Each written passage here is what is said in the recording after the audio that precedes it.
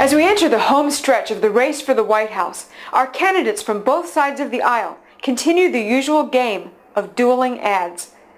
Most of us are pretty darn tired of them by now, and that's just based on the ones that we see every day in English. Which brings us to the other race that's being run. Shadow campaigns by both McCain and Obama, in Spanish, or as we like to call it, Hispanderlympics '08. Last week, inimitable VDare contributor Alan Wall chronicled the back and forth red versus blue slugfest of ads, in Espanol, in detail. Of course, immigration, be it legal or illegal, has been the red-headed stepchild of issues this election cycle. It's barely rated a passing mention in any of the debates, and for good reason. Both candidates favor the pathway to citizenship and comprehensive immigration reform that jam Capitol Hill phone and fax lines anytime they even come up for discussion, let alone a vote. But under cover of a foreign language, McCain and Obama have released a series of blistering ads in which each accuses the other of derailing amnesty. In McCain's Spanish language ad, Which Side Are They On?, he claims that Obama inserted a poison pill into the amnesty bill and wonders if that's being on our side. Our side, John? We have to wonder who exactly is included in that our, because it certainly isn't the American people. The Obama team responded with Dos Caras, two faces, which insists that McCain and the Republicans talk big on immigration, but says, quote, "They made us feel marginalized." Yet Obama clearly isn't referring to all immigrants with his us, just the Spanish-speaking ones. Wall nails it, quote, "Ironic that the ad whines about the marginalization of Hispanics, but its very use of Spanish contributes to their separation from the English-speaking majority." It's also ironic that the only message to be had from McCain and Obama about the important issue of immigration is their entries in Hispanderlympics '08 via the Spanish language media, rather than in the language of America's voters. For any open border shills tuning in, that would be English.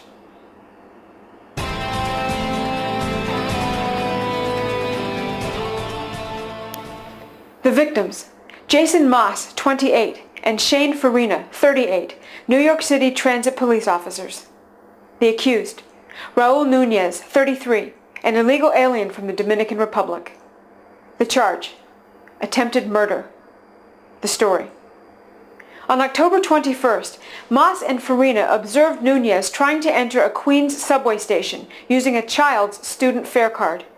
When the officers tried to arrest him, Nunez resisted. He later said he'd been afraid that he'd be deported again because he's in the country illegally. In the struggle, the lowlife managed to get one of the officers' guns and started firing.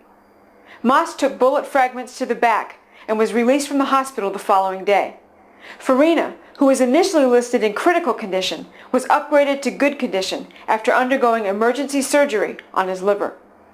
Lieutenant Gary Aberhall came under fire as he confronted the fleeing suspect trying to escape. He managed to hit Nunez 4 times. The dirtbag was deported in 2001 after being convicted on drug charges. Since that time, he re-entered the country illegally and had been living in subsidized housing. Meanwhile, ICE is dumbfounded, unable to figure out when or how he could have magically, amazingly, miraculously managed to somehow sneak back across our fortress-like southern border. Of course, if our feckless government had been doing its job, getting and keeping illegal aliens out of our country, Nunez wouldn't have been here to attempt to murder 2 hard-working New York City police officers who were just trying to do their jobs. And that makes this crime what? 100% preventable.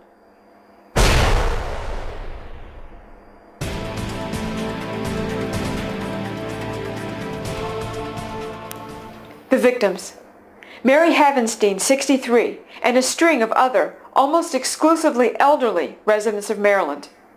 The accused: Juan Garcia Perlera, 33, an illegal alien from El Salvador. The charges: first-degree murder, 4 counts of robbery, and 1 count of armed robbery. The story: police say that Garcia Perlera began his crime spree back in September of last year, and that he has grown increasingly violent. This coward singled out the elderly, broke into their homes, hogtied them, and robbed them. In February of this year, he pistol-whipped a 78-year-old woman who happened upon him hiding in her backyard. A stroke of luck led to Garcia Perlera's arrest. He sold a stolen laptop to a pawn shop whose owner reported it to authorities and provided the scumbag's address. A search of his home turned up hot items from multiple residences that had been robbed, including a Mercury space mission medallion that Havenstein's late husband had received while working on the space project. Mary Havenstein was killed in her home on September 4th. Her cause of death has not been released, but sources told the Washington Post that she was badly beaten. Of course, if our government had been doing its job, getting and keeping illegal aliens out of our country, Juan Garcia Perlera wouldn't have been here to target elderly Americans in an escalating spree of robbery, violence, and murder. And that makes these crimes what? 100% preventable.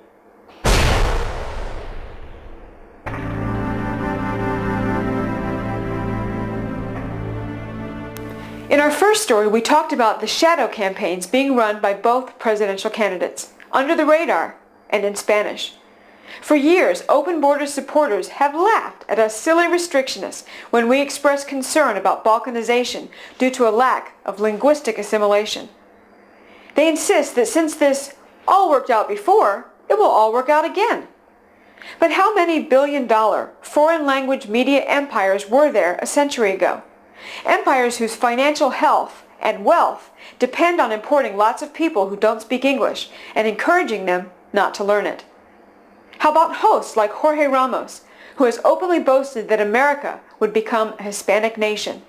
And for that matter, how about presidential debates and campaigns in foreign languages? When our opponents tout how everything just worked out with immigration 100 years ago, there is some truth to it. But they neglect to mention just what it took to make it work. Shutting down almost all immigration for about 50 years to allow time for a swollen immigrant population to assimilate. That was a drop in the bucket compared to the numbers of immigrants and illegal aliens who are here now. So when can we expect to see that debate? We're guessing somewhere around the 12th of never. Or would that be el duodécimo de nunca?